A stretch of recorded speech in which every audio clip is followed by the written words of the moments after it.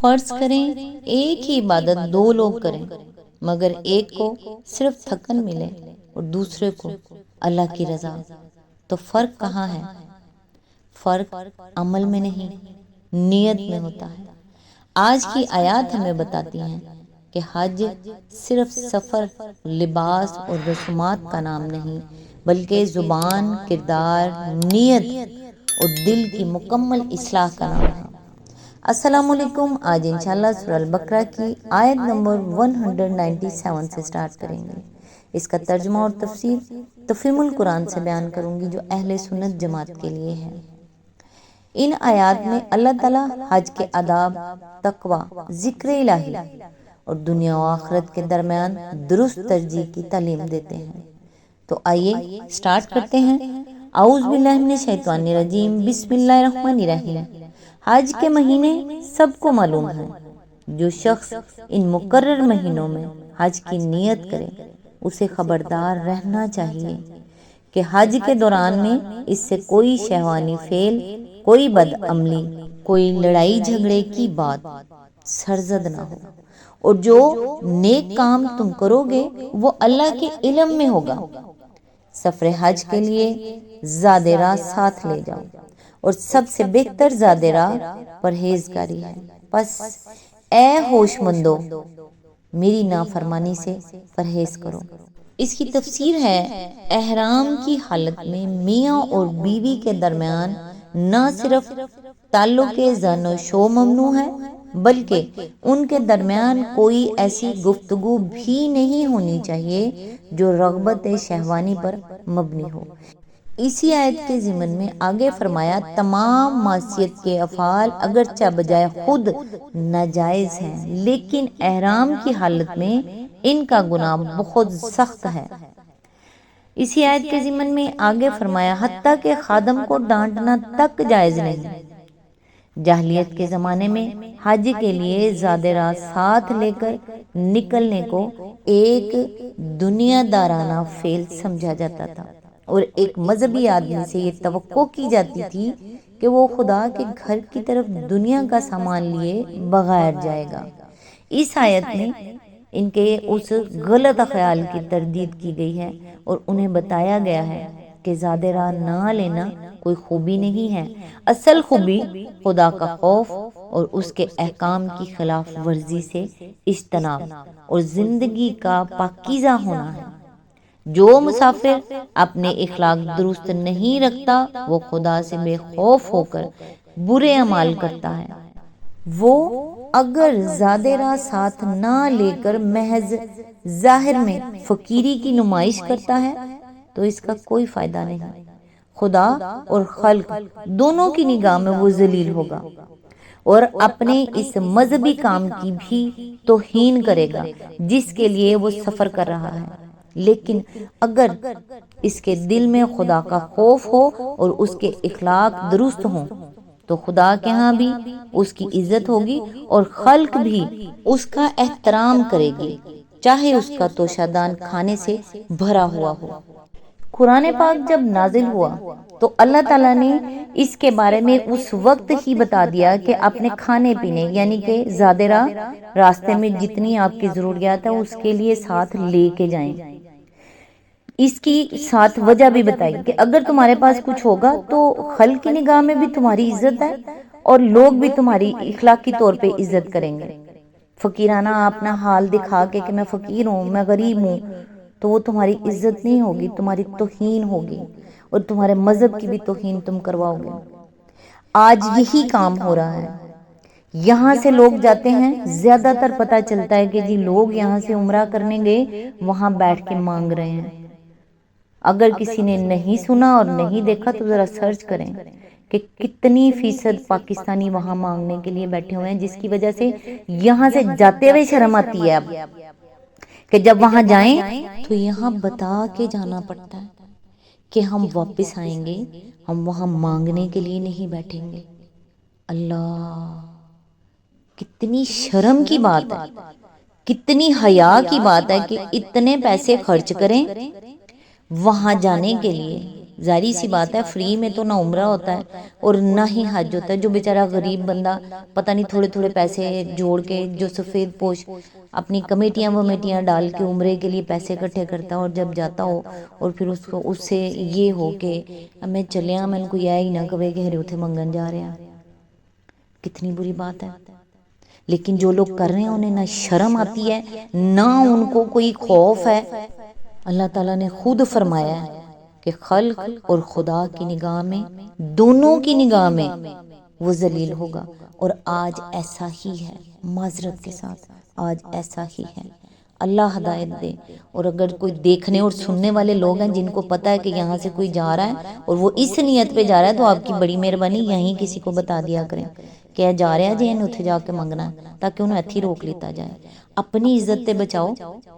اس آیت سے سبق یہ ملتا ہے کہ حج کی قبولیت صرف اعمال سے نہیں بلکہ کردار سے بھی وابستہ ہے. حج کے دوران فحش گفتگو، گناہ اور جھگڑے سے بچنا ضروری ہے. بہترین زادرہ تقوی ہے. عبادت کے ساتھ اپنے اخلاق کی بھی حفاظت کریں. اگر عبادت کے بعد بھی زبان، غصہ اور رویہ نہ بدلے تو ہمیں اپنے دل کا جائزہ لینا چاہیے. آیت نمبر 198. اور اگر حج کے ساتھ ساتھ تم اپنے رب کا فضل بھی تلاش کرتے جاؤ تو اس میں کوئی مذائقہ نہیں. پھر جب عرفات سے چلو تو معاشر حرام یعنی مزدلفہ کے پاس ٹھہر کر اللہ کو یاد کرو اور اس طرح یاد کرو جس کی ہدایت اس نے تمہیں دی ہے، ورنہ اس سے پہلے تم لوگ بھٹکے ہوئے تھے.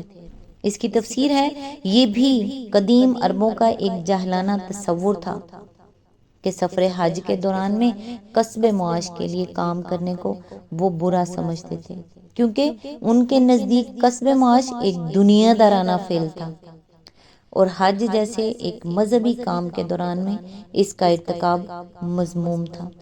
قرآن اس خیال کی تردید کرتا ہے اور انہیں بتاتا ہے کہ ایک خدا پرست آدمی جب خدا کے قانون کا احترام ملحوظ رکھتے ہوئے اپنی معاش کے لیے جدوجہد کرتا ہے تو دراصل اپنے رب کا فضل تلاش کرتا ہے اور کوئی گناہ نہیں اگر وہ اپنے رب کی رضا کے لیے سفر کرتے ہوئے اس کا فضل بھی تلاش کریں. یعنی وہ اگر کوئی کاروبار کے لیے ساتھ چیز لے کے جا رہا ہے یا وہاں کچھ بیچ رہا ہے یا وہاں سے کچھ خرید رہا ہے تو اس میں کوئی مذائقہ نہیں، مگر فضل تلاش کرنا یہ نہیں کہ وہاں بیٹھ کے مانگنا شروع کر دیا جائے.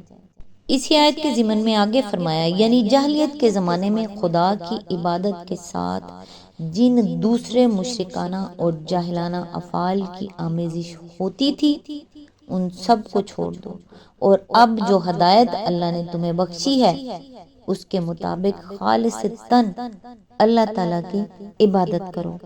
اس آیت سے سبق یہ ملتا ہے کہ حج کے دوران جائز تجارت کرنا گناہ نہیں ہے، لیکن اصل مقصد اللہ کی رضا اور اس کا ذکر ہونا چاہیے، نہ کہ ہم کام کرنے کے لیے جا رہے ہیں اور ساتھ حج کر لیں گے. نہیں، ہم حج کرنے کے لیے جا رہے ہیں، اس کے ساتھ یہ چھوٹا سا کام یا یہ والا کوئی آپ کا کاروباری یا کوئی چیز ایسی ہے جو جائز ہے وہ آپ کر سکتے ہیں.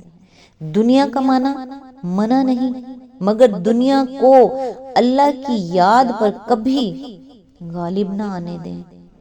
آیت نمبر 199. پھر جہاں سے اور سب لوگ پلٹتے ہیں وہیں سے تم بھی پلٹو اور اللہ سے معافی چاہو، یقیناً وہ معاف کرنے والا اور رحم فرمانے والا ہے. اس کی تفسیر ہے حضرت ابراہیم و اسماعیل علیہ السلام کے زمانے سے عرب کا معروف طریقہ حج یہ تھا کہ 9 ذی الحج کو منا سے عرفات جاتے تھے اور رات کو وہاں سے پلٹ کر مزدلفہ میں ٹھہرتے تھے.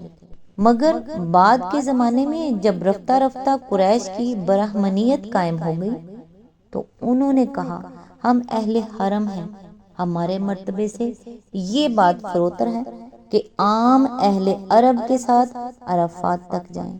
چنانچہ انہوں نے اپنے لیے ایک شان امتیازی قائم کی کہ مزدلفہ تک جا کر ہی پلٹ آتے اور عام لوگوں کو عرفات تک جانے کے لیے چھوڑ دیتے تھے. پھر یہی امتیاز بنی خزا اور بنی کنانا اور ان دوسرے قبیلوں کو بھی حاصل ہو گیا جن کے ساتھ قریش کی شادیاں بیاہ کے رشتے تھے۔ آخرکار نوبت یہاں تک پہنچی کہ جو قبیلے قریش کے حلیف تھے ان کی شان بھی عام عربوں سے اونچی ہو گئی اور انہوں نے بھی عرفات جانا چھوڑ دیا۔ اسی فخر و غرور کا بت اس آیت میں توڑا گیا ہے۔ آیت کا خطاب خاص قریش اور ان کے رشتہ دار اور حلیف قبائل کی طرف ہے، اور خطاب عام ان سب کی طرف ہے جو آئندہ کبھی اس قسم کے امتیازات اپنے لیے مخصوص کرنا چاہیں۔ ان کو حکم دیا جا رہا ہے کہ اور سب لوگ جہاں تک جاتے ہیں انہی کے ساتھ جاؤ، انہی کے ساتھ ٹھہرو، انہی کے ساتھ پلٹو۔ اور اب تک جاہلیت کے فخر و غرور کی بنا پر سنت ابراہیمی کے جو خلاف ورزیاں تم کرتے رہے ہو اس پر اللہ سے معافی مانگو۔ اس آیت سے سبق یہ ملتا ہے کہ اللہ نے سب حاجیوں کو ایک ہی طریقے سے وقوف اور استغفار کا حکم دیا تاکہ کوئی خود کو دوسروں سے برتر نہ سمجھے۔ تکبر عبادت کو بھی نقصان پہنچا دیتا ہے۔ اللہ کے سامنے سب برابر ہیں۔ آیت نمبر 200، پھر جب اپنے حج کے ارکان ادا کر چکو تو جس طرح پہلے اپنے آباء و اجداد کا ذکر کرتے تھے اسی طرح اب اللہ کا ذکر کرو، بلکہ اس سے بھی بڑھ کر، مگر اللہ کو یاد کرنے والے لوگوں میں بھی بہت فرق ہے۔ ان میں سے کوئی تو ایسا ہے جو کہتا ہے کہ اے ہمارے رب ہمیں دنیا ہی میں سب کچھ دے دے۔ ایسے شخص کے لیے آخرت میں کوئی حصہ نہیں۔ اس کی تفسیر ہے، اہل عرب حج سے فارغ ہو کر مینا میں جلسے کرتے تھے جن میں ہر قبیلے کے لوگ اپنے باپ دادا کے کارنامے فخر کے ساتھ بیان کرتے اور اپنی بڑائی کی ڈینگیں مارتے تھے۔ اس پر فرمایا جا رہا ہے کہ ان جاہلانہ باتوں کو چھوڑو، پہلے جو وقت فضولیات میں صرف کرتے تھے اب اسے اللہ کی یاد اور اس کے ذکر میں صرف کرو۔ اس ذکر سے مراد زمانہ قیام منا کا ذکر ہے۔ اس آیت سے جو سبق ملتا ہے وہ یہ ہے کہ جاہلیت کے زمانے کے لوگ حج کے بعد اپنے آباء و اجداد کے کارنامے بیان کرتے تھے، مگر اللہ نے حکم دیا کہ اپنی زبانوں کو اللہ کے ذکر سے آباد کرو۔ ہماری گفتگو فخر اور کامیابیوں کا مرکز دنیا نہیں بلکہ اللہ ہونا چاہیے۔ اللہ کو صرف وہ قدم پسند نہیں جو بیت اللہ تک پہنچے، بلکہ وہ دل بھی پسند ہے جو حج کے بعد ہمیشہ کے لیے اللہ کی طرف لوٹ آئے۔ آج تک کے لیے بس اتنا ہی۔ نیکسٹ انشاءاللہ آیت نمبر 101 سے سٹارٹ کریں گے۔ تب تک کے لیے دعا میں یاد رکھیے گا۔ اللہ حافظ۔